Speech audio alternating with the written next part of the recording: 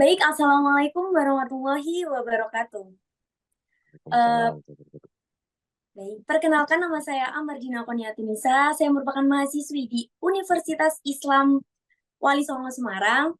Di sini kita akan sebelum itu kita akan memperkenalkan dulu Bapak Indra Karismiadi sebagai pemerhati pendidikan.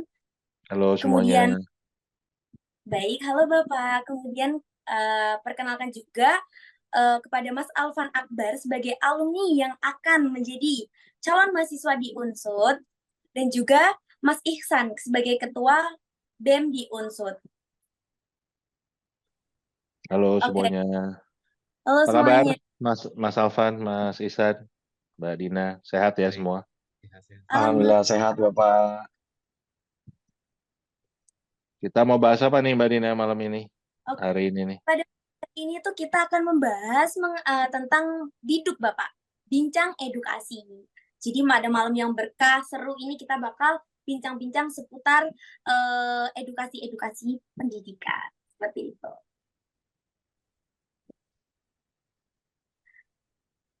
Oke, topik yang spesifik tentang unsut nih, yang lagi rame. Nggak, sempat ramai sekali Bapak kemarin mengenai unsur tentang UKT-nya. Sempat ramai sekali ya Bapak ya kemarin tuh. Kabarnya sampai demo ya. Kita tanya aja nih, Ketua BEM-nya bener nggak demo? Demo atau pura-pura demo kan gitu. Pura-pura demo. Oke, kemarin alhamdulillah memang kita tanggal 24 sebelumnya di hari tanggal 24 ya betul di hari Jumat kita sempat mengadakan aksi juga audiensi dengan pihak birokrasi dengan Pak Rektor dan jajarannya untuk menanyakan secara langsung sebenarnya ada apa dengan unsur itu sendiri gitu loh.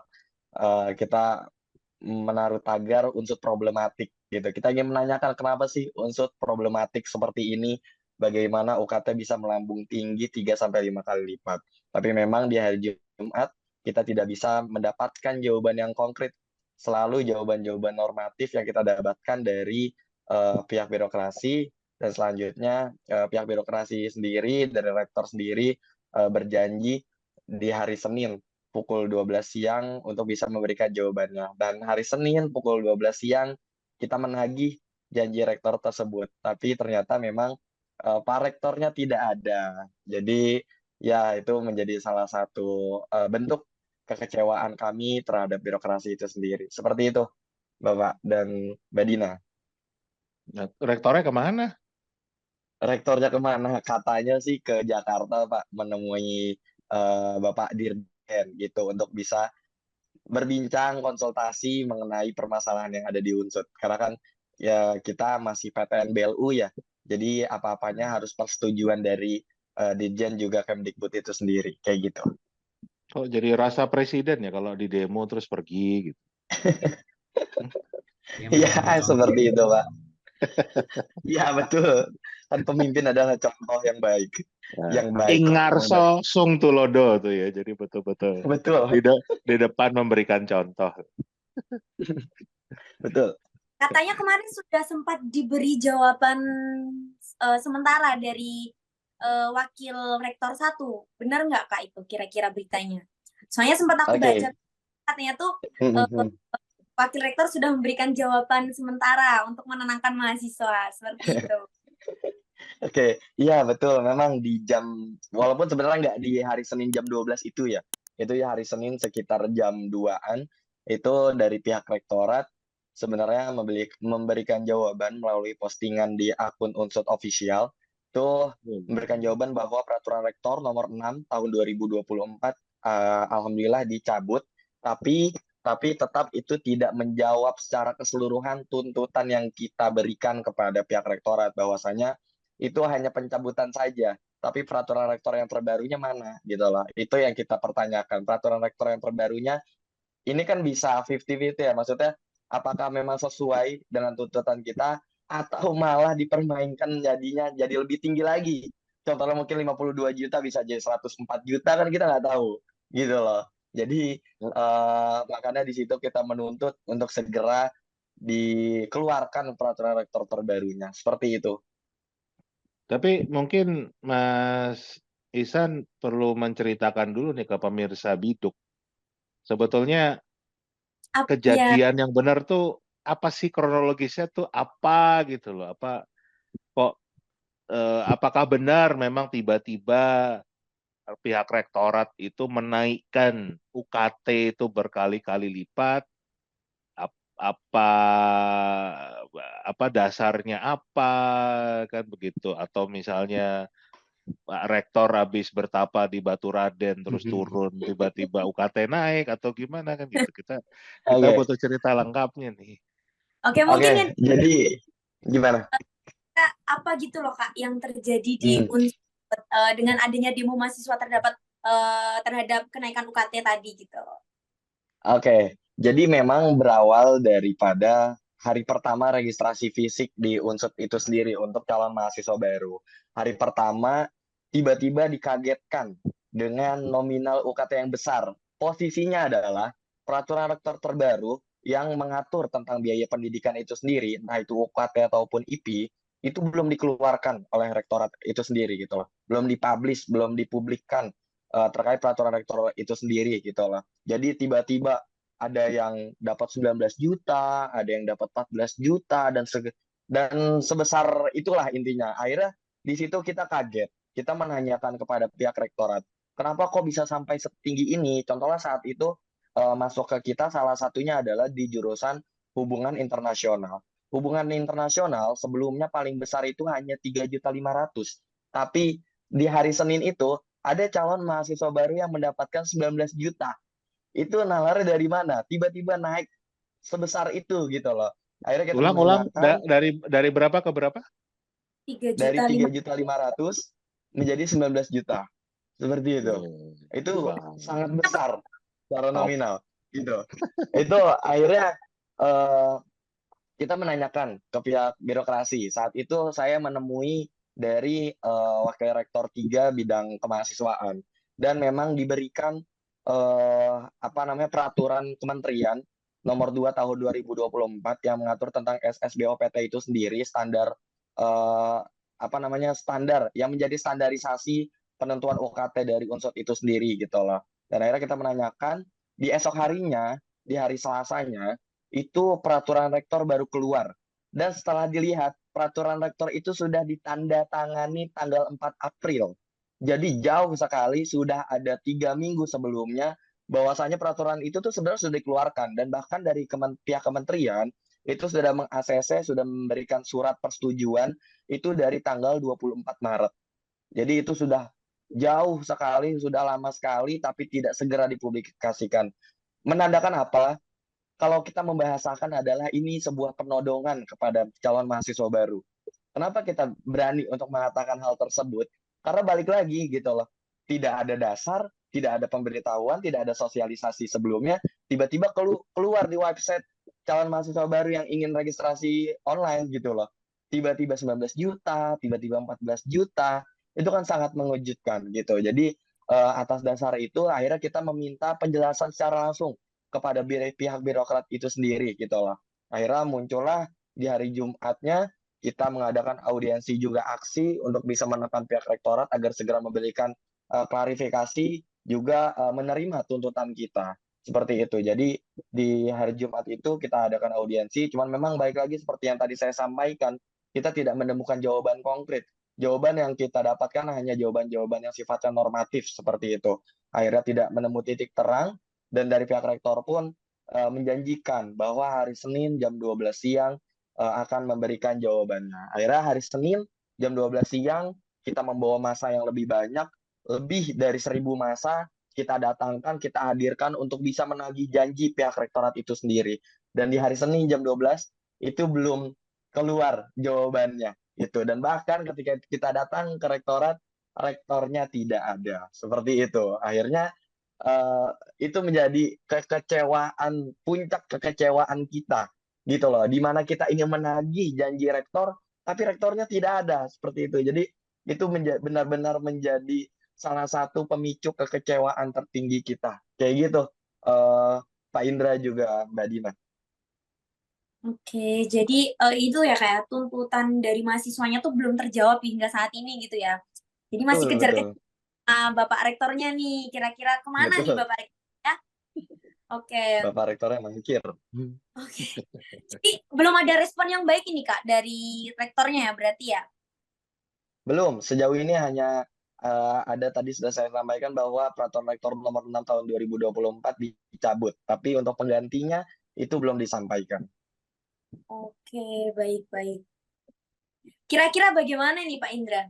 Rektornya belum memberikan jawaban pasti nih kepada calon-calon mahasiswa.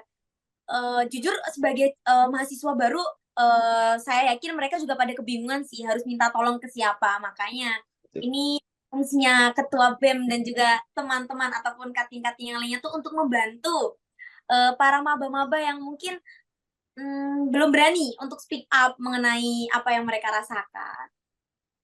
Mungkin sebelum saya, mendingan kita tanya alumni aja dulu nih. Alumni, gimana sih kondisi Alumni. Unsut itu seperti apa, ya kan?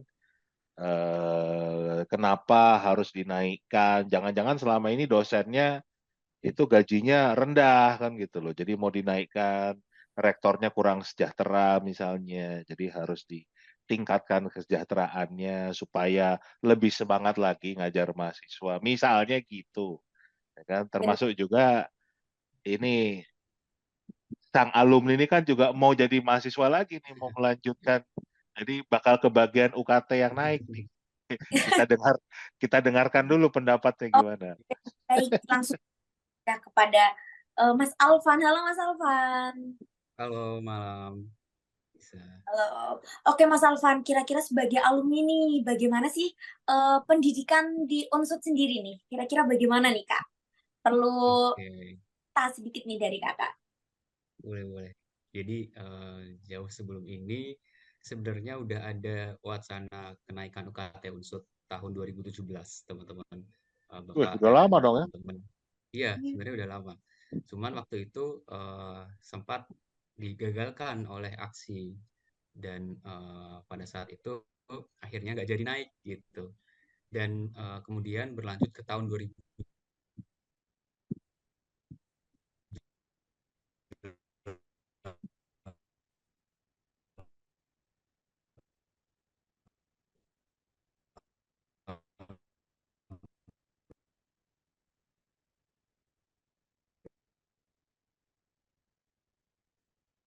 seingat saya itu mulai ada upaya untuk menggerakkan menjadi apa namanya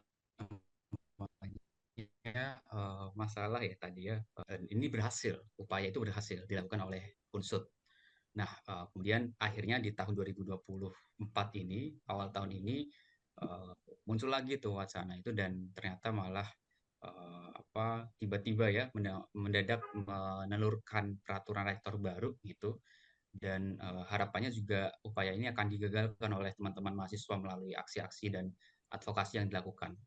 Dan sebenarnya ini kalau kita lihat sejarah Unsut itu udah sekitar 10 tahun lebih UKT Unsut itu nggak naik, Bapak dan teman-teman. Jadi memang sangat bisa dipahami kenapa akhirnya Unsut ingin menaikkan UKT. Tapi yang menjadi tidak wajar adalah naiknya itu melebihi 100% angkanya.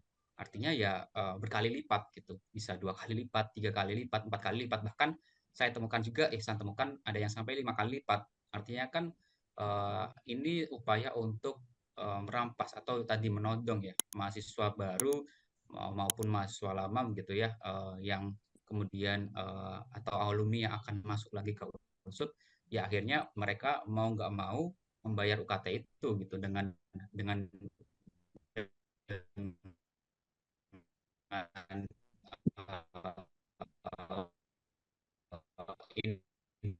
informasi yang mendadak posisinya mahasiswa baru apa namanya sebagai alumni udah melihat gelagat-gelagat Unsut ini buat menaikkan UKT itu tapi lagi-lagi digagalkan oleh mahasiswa yang kemudian merasa resah karena dirasakan ya tidak sepadan dengan pendapatan masyarakat Banyumas dan sekitarnya karena memang Unsut di daerah Purwokerto dan sekitarnya yang mana UMR-nya pun masih belum tinggi gitu ya dibandingkan daerah atau kota lain gitu. Jadi ini sangat memberatkan. Kurang lebih kayak gitu, Bapak dan teman-teman. Oke, jadi menurut kakak sendiri itu berarti dengan adanya kenaikan UKT ini tuh terlalu jauh tinggi ya kak ya. Sebenarnya kalau mau naik tapi naiknya ketinggian gitu, seperti itu Iya, kak. betul, betul. Sebenarnya kalau saya sebagai alumni mewajarkan kalau misalkan ada kenaikan, tapi ya, ya dipikir lagi gitu loh. Kenaikannya jangan sampai nggak masuk akal. Entah mungkin 5% atau menyesuaikan inflasi ya itu masih masih masuk akal menurut saya. Lebih bagus lagi ya jangan dinaikkan gitu kan. Kalau kita berharap nggak usah naik karena saya juga mau masuk nih gitu ke unsur lagi gitu kan. Oke, oke kak. Hmm. Jadi kira-kira nih pesan atau kesannya terhadap rektor sendiri tuh bagaimana dari kakak? Oke, pesan saya ke Pak Rektor, mohon buat kebijakan yang bijak gitu ya, jangan hanya eh, menjadi bebek bagi penguasa karena ya saya tahu rektor sekarang itu intervensi dari pemerintah saat ini gitu. Mereka ya kurang lebih sebenarnya dipaksa oleh sistem juga untuk kemudian dari atas menyuruh sampai tadi Ihsan menyampaikan gitu ya kalau peraturan itu udah disetujui oleh Kemendikbud. Artinya kan bukan hanya rektor sendiri nih yang bertanggung jawab gitu ya. Ada tanggung jawab Kemendikbud juga. Dan saya tahu kalau misalkan rektor itu juga terpaksa harus nurut sama atasannya. Tapi ya lihatlah kondisi realita mahasiswanya gitu loh. Jangan hanya kemudian melihat ke atas terus. Lihatlah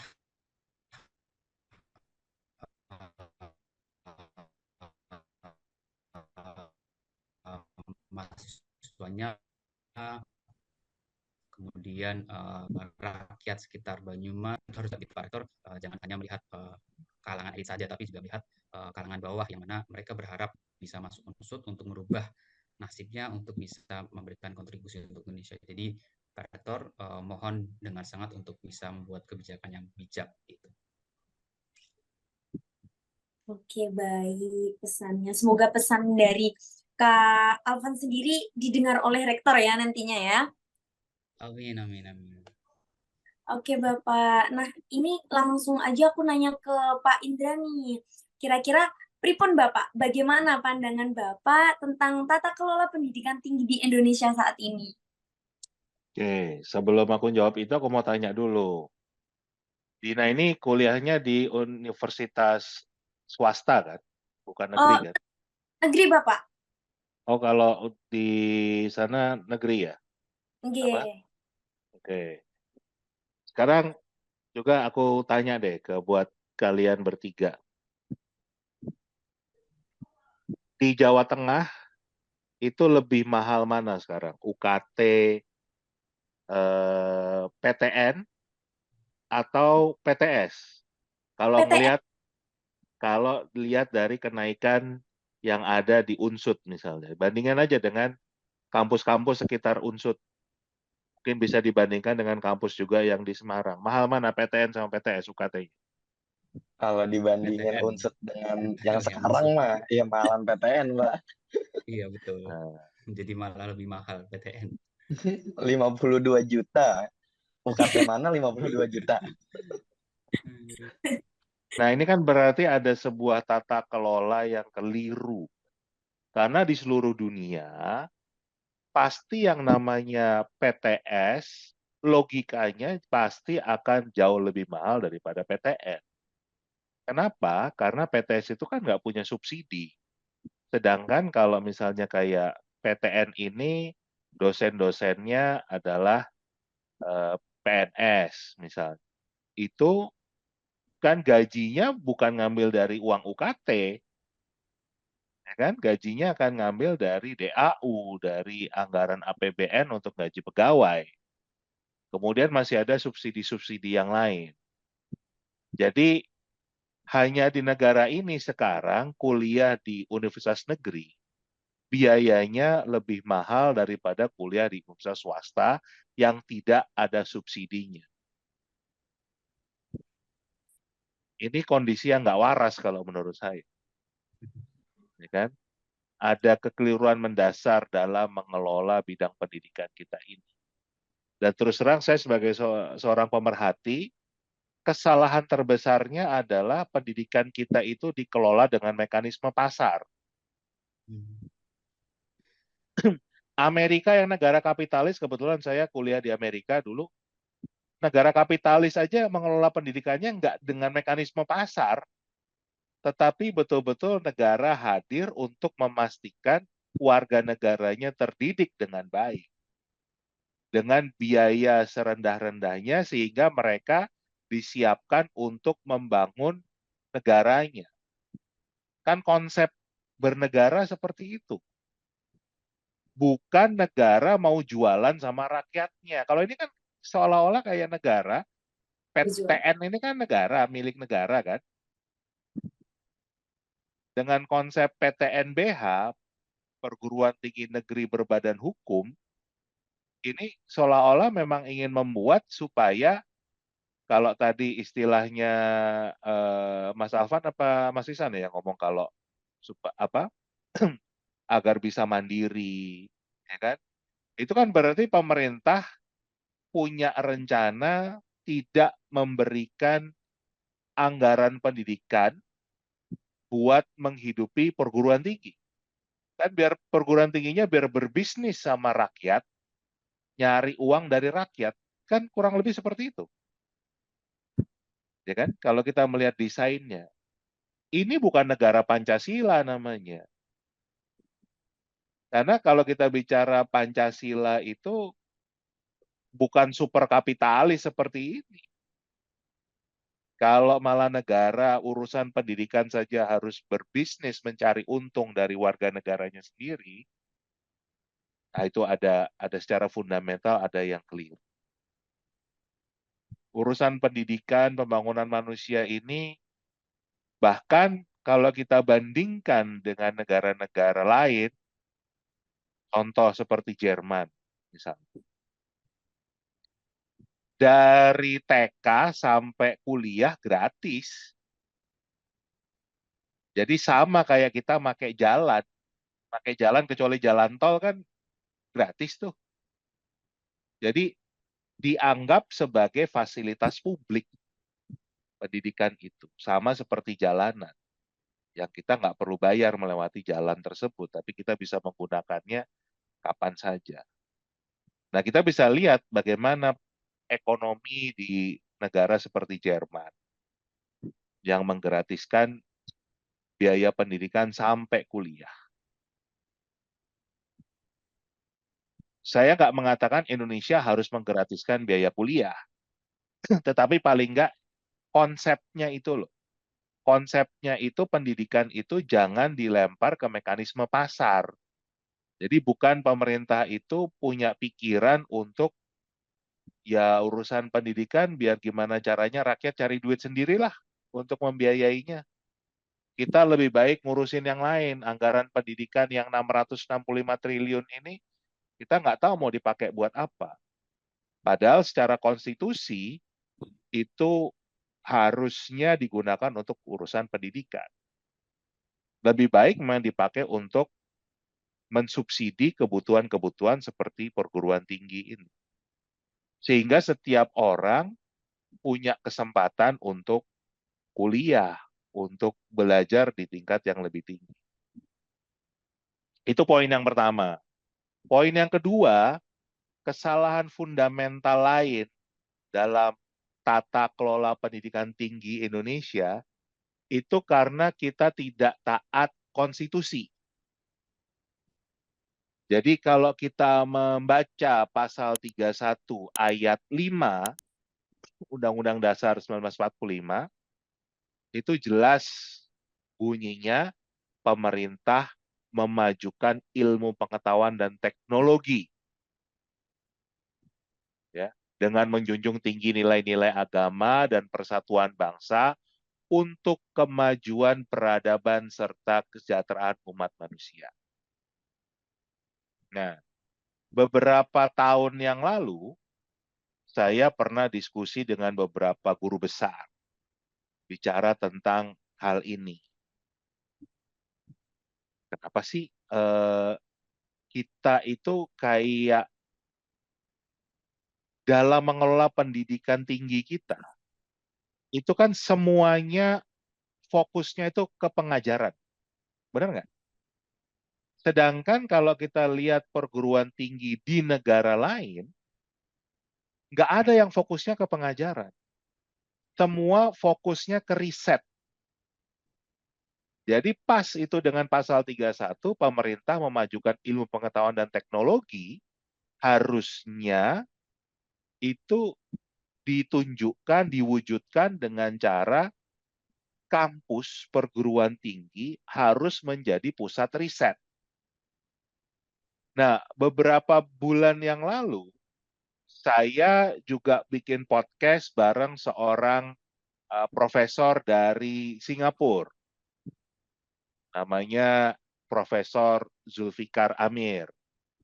Nah, Profesor Zulfikar Amir ini dia adalah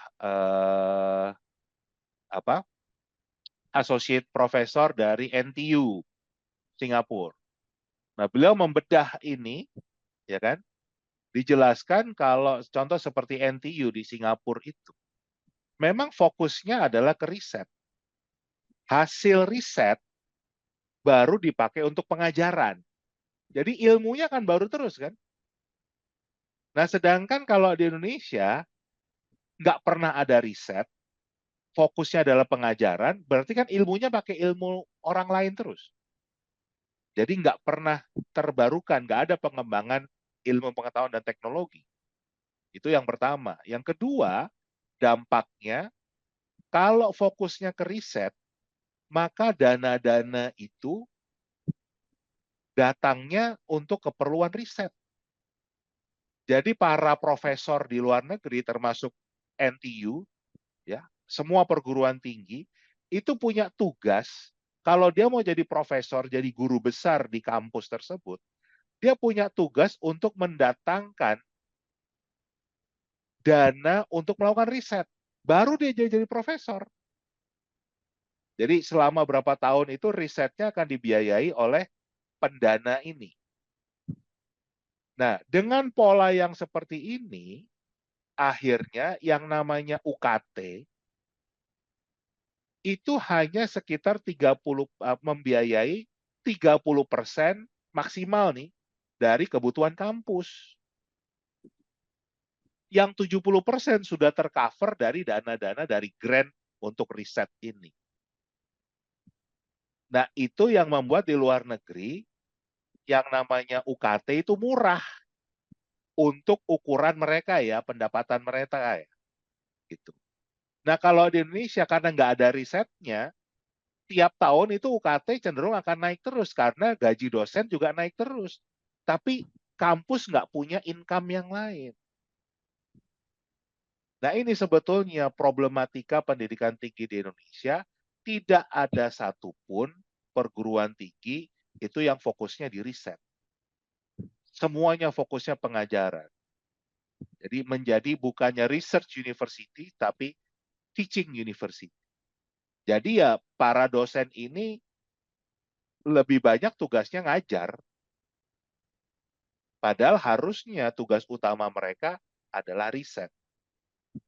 Mahasiswa itu menjadi bagian dari bagaimana membantu proses riset mereka, bukan cuma diajarin aja. Nah, itu yang akan membuat UKT itu turun. UKT-nya turun, biayanya ya, tetapi akan membuka kesempatan lebih banyak untuk karena ada riset-riset baru tadi kan akan menemukan penemuan baru ini, penemuan baru itu. Itu juga akan membuka lapangan kerja di mana-mana. Itu yang membuat Indonesia juga sulit sekali.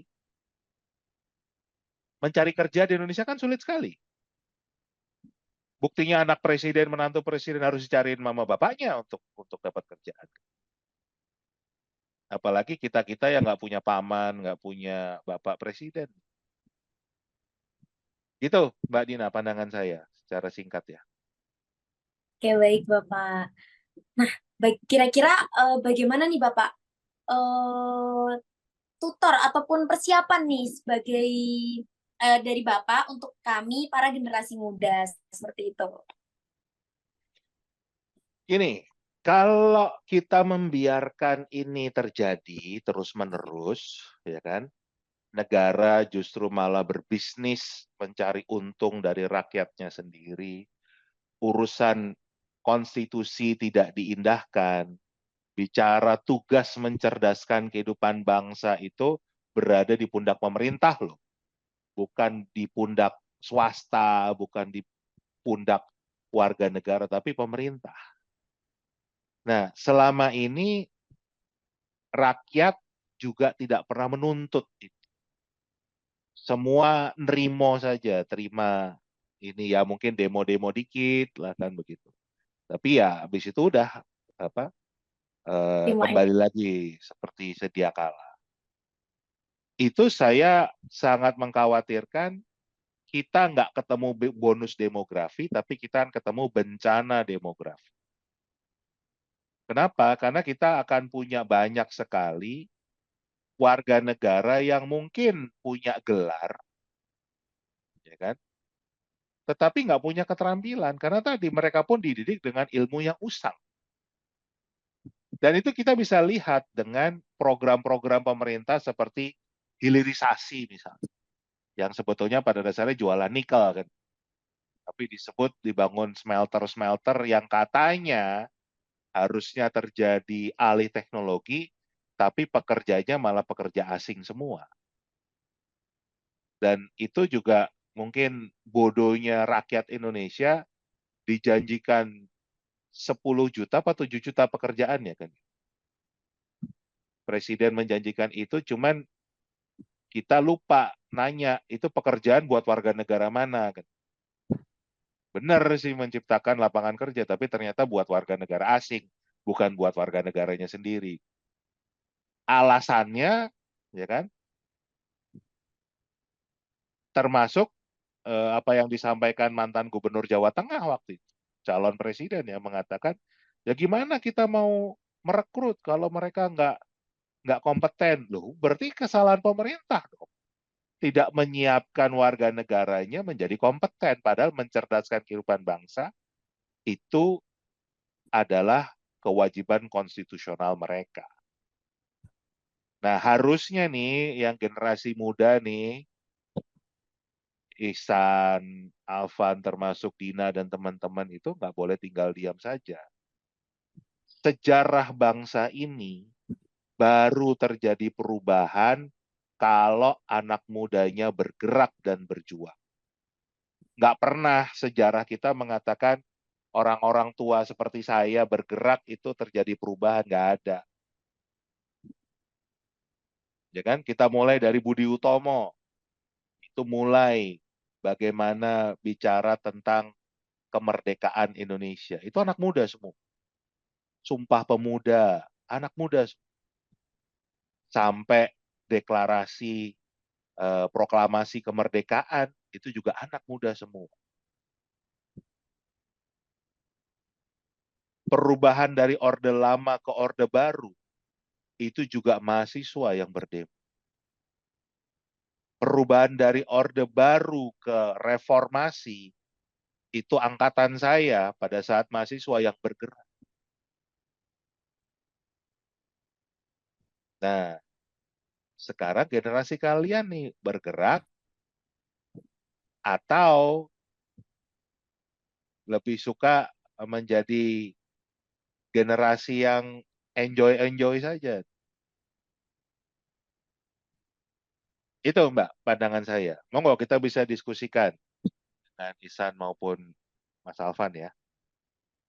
Oke, jadi saran dari Bapak itu tinggal bagaimana kita sebagai pemuda untuk eh, menjalankan diri kita sebagai seorang generasi muda ya Bapak. Jadi tidak berhenti atau tidak bermalas-malasan. Kita harus membawa perubahan, baik itu dimulai dari diri sendiri. Seperti itu Bapak. Ya karena sejarah tadi ya, sejarah Indonesia itu nggak pernah ada sebuah perubahan yang betul-betul berdampak secara nasional itu dilakukan oleh generasi tua. Belum pernah. Selalu perubahan itu dari sejarahnya, tadi saya katakan mulai dari Budi Utomo, Kebangkitan Nasional, Sumpah Pemuda, Proklamasi, kemudian kita bicara dari Orde Baru, ya, perpindahan Orde Lama ke Orde Baru, reformasi, itu semua gerakan anak muda. Semua gerakan mahasiswa. Nah, yang sekarang nih, mahasiswanya bergerak apa rebahan? Tergantung. Gitu. Gimana nih? Mas Isan sama Mas Alvan, gimana?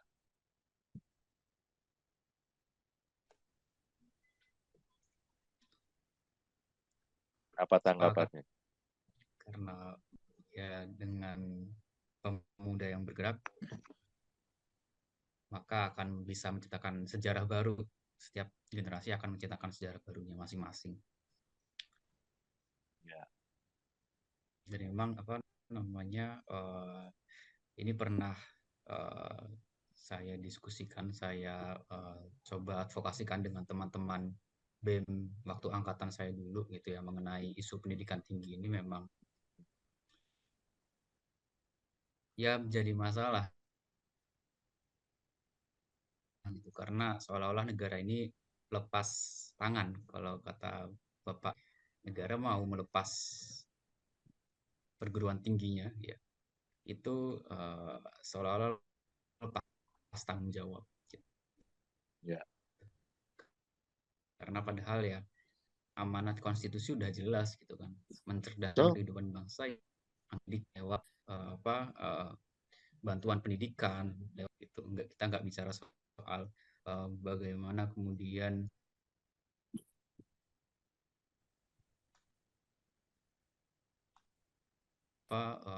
risetnya seperti apa ya, harus ditunjang dengan negara gitu kan. Dan itu yang jadi masalah gitu, karena sejak adanya Undang-Undang 2012 kalau nggak salah, itu memang negara mulai upaya itu ada diperkuat dengan Permendikbud tahun 2020 gitu ya, pernah kami advokasikan ke Kemendikbud, kemudian ke pemerintah gitu ya, tapi memang ya lagi-lagi mereka punya kuasa besar gitu ya. Kami saat pandemi kesulitan juga untuk melakukan advokasi, jadi memang terhalang kondisi. Ya harusnya memang negara bisa merealisasikan itu, bisa merealisasikan cita-cita untuk mencerdaskan kehidupan bangsa. Benar kata yang dibilang oleh Bapak Indra tadi ya, saya sepakat sekali. ya. Oke, baik. Oke, ini dari Kak Alfon udah ada pendapat nih. Sekarang menurut Kak Ihsan sendiri gimana nih pendapatnya? Oke, kalau menurut saya Unsut saat ini, kondisi Unsut saat ini itu menjadi bukti ketidakadilan, juga bukti ketidakkompetenan dari pemerintah itu sendiri untuk mengelola negaranya, khususnya dalam bidang pendidikan.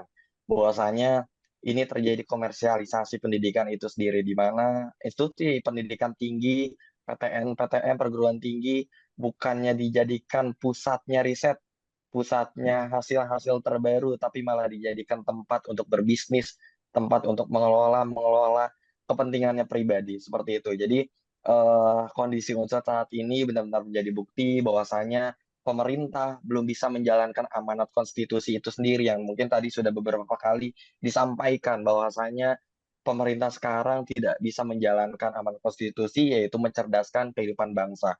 Kalau untuk lebih jelasnya tadi sudah sangat jelas disampaikan oleh Pak Indra secara rinci. Memang pendidikan kita saat ini belum berjalan sebagaimana mestinya, tapi kalau boleh berpandangan sebagai mahasiswa, sebagai anak muda, ya kita pastinya tidak bisa tinggal diam. Karena balik lagi tadi sudah disampaikan, perubahan itu tidak akan ada dari hal-hal yang berdiam gitu. Perubahan itu harus lahir dari satu hal yang bergerak. Maka dari itu ya kita pun sebagai anak muda ini juga di sini BEM Unsut hadir membawa bukti bahwa kita bergerak, bahwa kita melawan kepada apa? Melawan kepada hal-hal yang merusak konstitusi itu sendiri, melawan kepada hal-hal yang tidak sejalan dengan konstitusi itu sendiri gitu loh. Makanya di sini kita dari BEM Unsut itu sendiri juga kawan-kawan dari keluarga besar mahasiswa Unsut semuanya yang tergabung dalam satu aliansi besar yaitu Aliansi Sudirman Melawan. Kita ingin sama-sama melawan ketidakadilan, melawan eh, rektor kita yang mana telah membuat eh, kebijakan yang ugal-ugalan. Kita ingin mengingatkan, kita ingin mengembalikan marwah Unsut itu sendiri, kita ingin mengembalikan amanat besar, amanat jenderal besar kita yaitu Jenderal Sudirman. Karena kita sebagai cucu-cucunya, kita sebagai cucu-cucu Jenderal Sudirman, kita ingin semangat Jenderal Sudirman itu sendiri dalam membangun bangsa, dalam mempertahankan bangsa, dan juga merebut bangsa itu sendiri bisa terjalankan. Seperti itu, Kak Dina, juga Pak Inul, dan kawan-kawan yang lainnya. Ya, kita Oke, tinggal tunggu nih aksi nyatanya kan gitu. Ini betul banget. Betul. beneran apa cuman pencitraan doang nih kita lihat. Kita nggak akan diam, kita akan terus melawan. Waktu yang akan membuktikan ya, Sa. Iya. Betul. Amin. Tapi Doakan saja. tapi saya kasih tahu ya, pergerakan mahasiswa sekarang itu juga tidak sesolid kondisi dulu karena sekarang itu ada upaya adu domba selalu. Bener banget loh, Betul. Pak. Jadi lihatin aja, setiap kali kalian akan melakukan aksi, itu nanti ada sebagian dari kalian yang akan didekati untuk diberikan sebuah imbalan. Dan itu yang akan mengkhianati pergerakan kalian sendiri. Ada itu karena saya udah bicara dengan banyak sekali ini ya, baik BEM maupun perkumpulan pemuda mahasiswa yang lain ya. Di sisi lain ada juga yang didekatin tapi diintimidasi gitu. Ditakut-takutin dengan berbagai hal lah. Jadi nanti antar kalian akan saling ribut sendiri. Itu yang namanya politik divide et impera. Itu terjadi lagi bukan hanya oleh Belanda, tetapi di zaman ini juga Antar terjadi. mahasiswa. Gitu. Itu yang Berarti kalian itu harus waspadai. sendiri gitu ya, Bapak ya? Kenapa? Berarti di saat akan melaksanakan demo ataupun perubahan sendiri tuh biasanya sumber permasalahannya tuh yang ada dari lingkupnya kita sendiri gitu, Bapak. Iya, karena upaya yang dilakukan itu dengan cara-cara yang seperti itu. Dan itu berbagai hal ya, cara intimidasinya, cara memberikan imbalannya itu dengan berbagai hal ya. Mulai dari yang handphonenya dihack, ya kan? Kemudian nanti dikirim-kirim gambar lah, apalah ini di dituduh melakukan pelecehan lah apa itu terjadi semua. Itu intimidasinya. Nanti ada juga yang ditawarin ditransfer lah, dikasih amplop lah, ditawarin kerjaan. Itu kayak Dina gitu. Wah, udah kamu nggak usah demo, kamu masuk aja jadi PNS kan. Ah, itu itu yang pernah saya dengar langsung dari mereka-mereka yang sudah pernah melakukan pergerakan. Jadi tantangannya seperti itu. Ada upaya oknum-oknum, ya saya nggak tahu oknumnya siapa ya, tapi mengadu domba para mahasiswa, para pemuda untuk tidak bersuara, untuk tidak menyampaikan aspirasinya, itu ada upaya-upaya itu. Jadi itu juga yang harus Izin Bapak, diantisipasi. tahun Nah, 2021 BEM Unsut pernah juga mendapatkan intimidasi. Salah satu nah, staf kami dihack HP-nya dan didatangi oleh orang tidak dikenal, Pak, tahun 2021 itu. Dan dikirimi makanan, kemudian Shopee Food, kemudian berbagai macam kiriman itu nggak dikenal, Pak. Dan nah. bahkan ada ancaman pembunuhan juga, Pak, sampai ke situ, sampai benar-benar mengalami kita. Teman saya itu sendiri yang mengalami.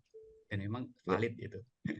Jadi saya tidak menyebarkan hoax kan, saya tidak menakut-nakuti, tetapi ini adalah tantangan kita gitu. Mungkin zaman saya dulu nggak mengalami yang model seperti ini karena kita dulu cuma satu cara, yaitu ya diintimidasi dengan aparat-aparat. Ini zaman Orde Baru ya.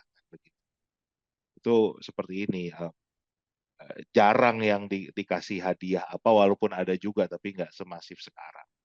Tapi tadi kalau sudah pernah kejadian, ya berarti yang saya sampaikan kan betul-betul nyata. Gitu terjadi. sih untuk antisipasi aja buat teman-teman yang mau melakukan pergerakan. Oke, gimana Mbak Dina? Kita cukupkan dulu aja ngobrol kita ini. Kayaknya udah lebih panjang dari target waktu kita nih. Kayaknya kayaknya karena terlalu seru ini Bapak pembahasan kita nyambung gitu, makanya terlewat waktu sesuai dengan ketentuan di awal. Mungkin Biduk Bincang Edukasi akan kembali lagi ke pertemuan berikutnya. Oke, Oke, sampai jumpa semuanya. sampai jumpa semuanya. Terima kasih juga kepada Kak Alvan, Kak Isan, dan juga Bapak Indra selaku pengamat pendidikan. Terima kasih banyak telah menyempatkan waktu. Semoga bincang-bincang kita pada malam hari ini bermanfaat dan juga mendapatkan suatu kebaikan untuk kedepannya. Siap. Selamat berjuang. Selamat berjuang. Ya, baik. Terima kasih Pak Indra, Oke. Mbak Dina, juga senior saya Mas Alvan sudah dihadirkan pada malam hari ini.